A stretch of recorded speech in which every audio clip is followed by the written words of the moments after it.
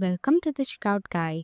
In today's video, I explain why you can reorder Apple Pay and Shop Pay at Shopify Checkout.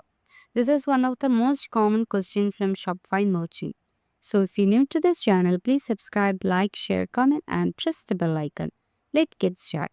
First, we can go to the checkout section. So here you can see Apple Pay and Shopify Pay like that. So many merchants want to move these below other payment method.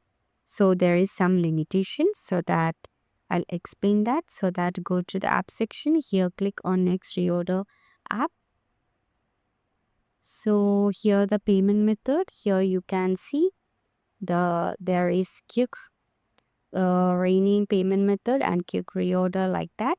So the next reorder app can reorder many support payment method. However, Apple Pay and Shop Pay are express checkout wallet managed by Shopify. So because of that, their position cannot be changed. So that's it. So this is a Shopify limitation, not a next reorder app limitation. So the same rule also applies to PayPal, Express, Google Pay, Cash App Pay, and then more like that. So these express wallet payment method can't be hidden, rename or reorder. So that's it. Now you know why Apple Pay and Shop Pay can't be reorder at checkout.